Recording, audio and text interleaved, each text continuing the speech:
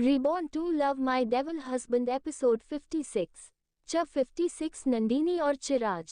जिसे देखकर सबसे ज्यादा कोई खुश था तो वह नंदिनी और चिराग थे। चिराग सब लोगों के उठने से पहले ही नंदिनी के रूम से निकल गया था और फ्रेश होकर वापस रूम में आ जाता है। नाश्ते को देखकर नंदिनी बोलती है, वो आयशा दीदी आपने तो सच में पिज्जा बनाया है।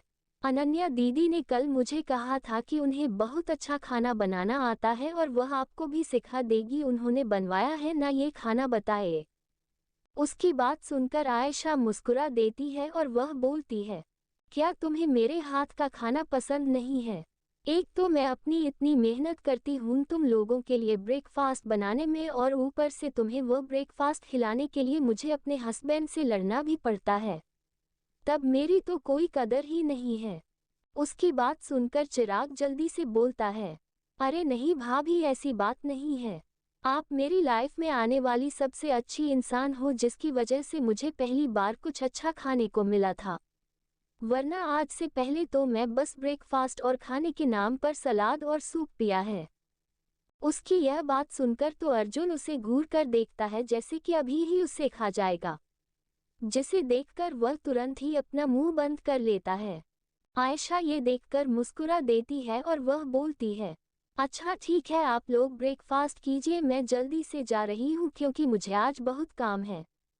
उसे जाता हुआ देखकर अनन्या फटाफट से एक पराठा उठाती है और उसमें आलू की सूखी सब्जी डालकर रोल कर उसे देते हुए बोलती है, अच्छा ठीक है, रास्ते में से खा लीजिएगा, अब आप जा सकती हैं, बाय बाय। ये देखकर आयशा की आंखों में भी आंसू आ जाते हैं क्योंकि आज बहुत दिनों बाद कोई ऐसा आया था उसके घर में जो उसकी सच में परवाह कर रहा था। फिर वह फटाफट से उसके हाथ से खाना लेती है और बाहर चली जाती है जहां पर रमेश काका और एकांश हमेशा की तरह ही उसका वेट कर रहे थे। रमेश काका जल्दी से आयशा के लिए दरवाजा खोलने हैं। एकांश वापस से अपनी बाइक लेने के लिए जाने वाला होता है कि उसे आयशा की आवाज़ सुनाई देती है, एकांत आज तुम हमारे साथ ही चलो, मुझे तुमसे कुछ बात करनी है। उसकी बात सुनकर एकांश और रमेश काका दोनों एक दूसरे की तरफ देखने लगते हैं और उसके बाद एकांश जाकर पैसेंजर सीट पर बैठ जाता है। गाड़ी स्टार्ट होती है और उसके साथ ही वह लोग ऑफिस जाने के लिए निकल जाते हैं।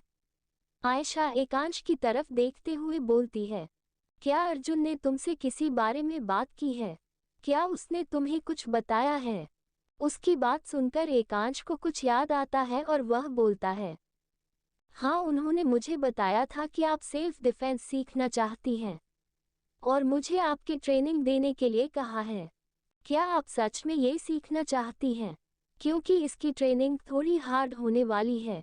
वैसे आपको चिंता करने की कोई ज़रूरत नहीं है, मैं आपको बॉडीगार्ड हूँ ही।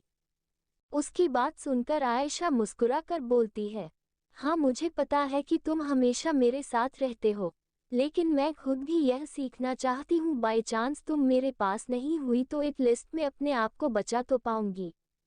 उन दोनों की बात सुनकर रमेश काका मुस्कुराकर आयशा का साइड लेते हुए बोलते हैं, ही आकाश मैडम बिल्कुल ठीक कह रही है। हालांकि तुम और सर हमेशा उनके लिए हो, लेकिन हर समय तो तुम लोग उनके साथ नहीं रह सकते हो ना। उन्हें खुद भी अपनी रक्षा करना आना चाहिए। ऐसे ही बातें करते करते बोलो ऑफिस में पहुंच जाते हैं। अभी सुबह के 10 बजे बज रहे थे, सब लोग ऑफिस में पहुंच चुके थे। अंदर जाकर ऐसा रिसेप्शनिस्ट की तरफ मुस्कुरा कर देखती हो और उसे बोलती है, क्या रीमा ऑफिस आ गई है? रिसेप्शनिस्ट मुस्कुरा कर उसे गुड मॉर्निंग विश करती हो और बोलती है, नहीं मैडम, अभी तक वह नहीं आई है, कॉल करके पूछ लेती हूँ कि वह कब तक आएंगे। ये सुनकर आयशा की आंखों में चमक आ जाती है और वह बोलती है, नहीं उसकी कोई ज़रूरत नहीं है, वह जैसे ही आती है उसे डायरेक्ट मेरे ऑफिस में आने के लिए बोलना। इतना बोलने के बाद वह तुरंत ही वहां से चली जाती है। केबिन में पहुंचकर आयशा जल्दी से अपने फ़ोन से पुलिस को फ़ोन करते हुए बोलती है, सर मुझे अपनी असिस्टेंट के खिलाफ एक कंप्लेंट करनी है, आप प्लीज़ जल्दी आ जाइए। इतना करने के बाद आराम से जाकर अपनी चेयर पर बैठ जाती है और लैपटॉप खोलकर उसमें शेयर मार्केट के प्राइसेस को देखने लगती है, जिसे देखकर उसके चेहरे पर मुस्कान आ जाती है। वो आयशा, अब तो तेरे अच्छे दिन आने वाले हैं। इस रिबन से कुछ हुआ हो या ना हुआ हो, लेकिन एक चीज़ बहुत अच्छी हुई है। पहले तो मुझे अपने दुश्मनों से बदला लेने का मौका मिल गया। दूसरा, मुझे अपना प्यार, अपना अर्जुन मिल गया। और भविष्य में होने वाली सारी चीज़ों के बारे में पता है। चलो वेट करते हैं। अभी 10 बजे बज रहे हैं, थोड़ी ही देर में प्रोजेक्ट की अनाउंसमेंट भी हो जाएगी। और मुझे ये बात बहुत अच्छे से पता है कि यह प्रोजेक्ट किसे मिलने वाला है। आयशा फिर कुछ सोचते हुए फाइनेंस डिपार्टमेंट के सिर को कॉल लगाती है और उसे अपने साथ मीटिंग करने के लिए बुलाती है। थोड़ी ही देर में वहां पर फाइनेंस डिपार्टमेंट का हेड बैठा हुआ था और वो उसकी तरफ बहुत ही कंफ्यूज्ड और शॉकन नज़रों में देख रहा था। मैडम, क्या आप सच में चाहती हैं कि हमारे पास जितने भी एल&टी कंपनी के शेयर्स हैं उन्हें भेज दूं? शायद आपने ध्यान नहीं दिया है, लेकिन अभी वह कंपनी बहुत ज़्यादा प्रॉफिट कर रही है और आगे जाकर उसके प्रॉफिट के चांसेस और भी ज़्यादा है। अगर हम अभी उनकी कंपनी के शेयर्स भेज देते हैं तो हमें बहुत ज़्यादा नुकसान होने की संभावना है। ऐसा जानती थी कि जब वह फाइनेंस डिपार्टमेंट के सिर को इस बारे में बताएगी तो वह कुछ ऐसा ही रिएक्शन देगा। आयशा मुस्कुराकर उनकी तरफ देखती हो और बोलती है, आपको इस बारे में चिंता करने की ज़रूरत नहीं है, बस मैं जैसा कह रही हूँ वैसा करिए। आप अभी के अभी एल&टी कंपनी के शेयर्स को भेज दीजिए और उसे मल्होत्रा ग्रुप का इंडस्ट्रीज के अंदर इन्वेस्ट कर दीजिएगा।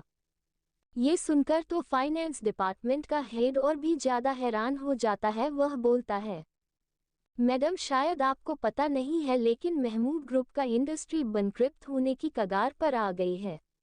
वह कंपनी कभी भी बंद हो सकती है और उसकी शहर की मार्केट प्राइस भी बहुत ज़्यादा डाउन हुआ।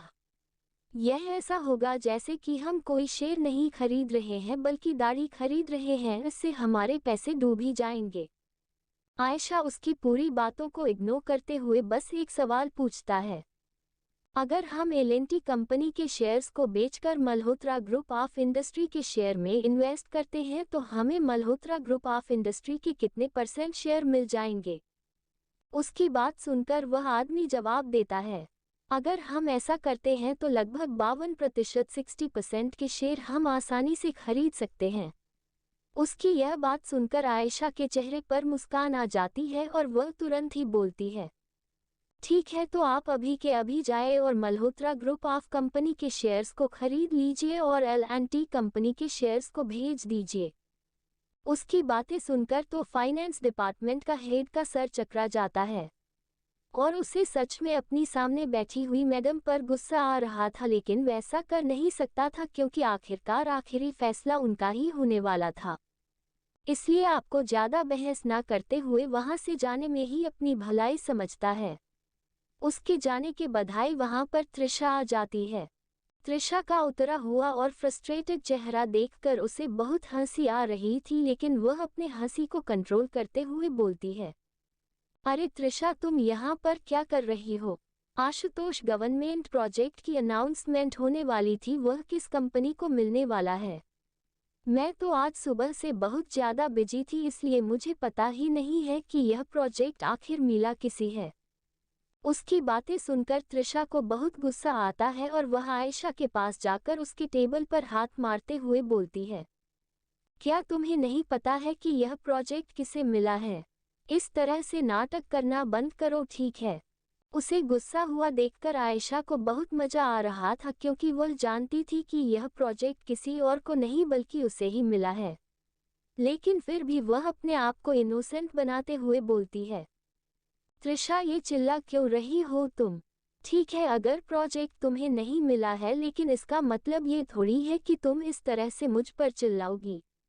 भूलो मत कि यह मेरा ऑफिस है। आयशा की बातें सुनकर त्रिशा भी अपने होश में आ जाती हो और वह बोलती है, I am so sorry, please मुझे माफ़ कर दो। एक्चुअली मेरी कंपनी बहुत दिनों से घाटे में जा रही है, जितने भी मेरे प्रोजेक्ट्स थे सब एक के बाद एक कैंसिल होते जा रहे हैं। मुझे समझ में नहीं आ रहा है कि अचानक से ऐसा कैसे हो सकता है। ऐसा लग रहा है जैसे कि किसी ने मेरे ऑफिस के अंदर कई सारे जासूस छोड़ रखे हैं, जिसकी वजह से मेरा कोई भी प्रोजेक्ट कामयाब नहीं हो रहा है। इस प्रोजेक्ट से मुझे बहुत ज़्यादा उम्मीदें थी और यह प्रोजेक्ट भी अब मेरे हाथ से निकल गया है।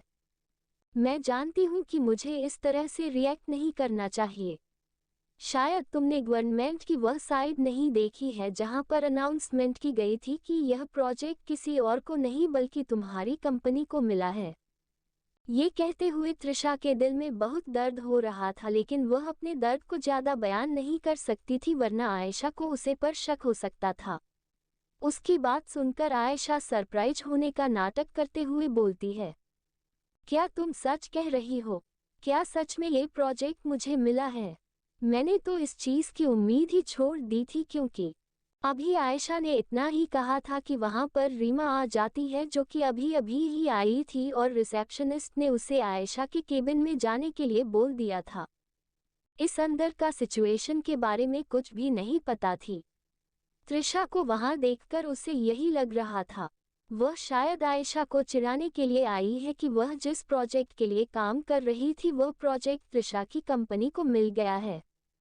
रीमा स्टाइल से चलते हुए आयशा की तरफ जाती है और उसकी आंखों में देखते हुए बोलती है, मैं ऑफिस में आई थी और रिसेप्शन ने मुझे बताया था कि आपने मुझे बुलाया है। क्या आपको कोई जरूरी काम था? अभी उसने इतना कहा ही था कि एक जोरदार चांटे की आवाज़ पूरे केबिन में सुनाई देने लगती है और रीमा का सर एक जगह झुक जाता है और उसके गालों पर आयशा के मरे हुए थप्पड़ के निशान देखने लगते हैं। ये देखकर तो रीमा और त्रिशा दोनों ही हैरान रह जाते हैं और वह दोनों ही मुड़कर आयशा की तरफ देखते हैं जो कि गुस्से से रीमा को घूर रही थी। रीमा को गुस्सा तो बहुत आ रहा था, लेकिन फिर भी वह अपने आप को कंट्रोल करते हुए आयशा की तरफ देखती है और बोलती है, मैम क्या मैं जान सकती हूँ कि आपने मुझे थप्पड़ क्यों मारा है? मैंने ऐसा भी क्या कर दिया है जिसकी वजह से आपको मुझ पर हाथ उठाना पड़ा है? क्या मैं इसके पीछे की वजह जान सकती हूँ?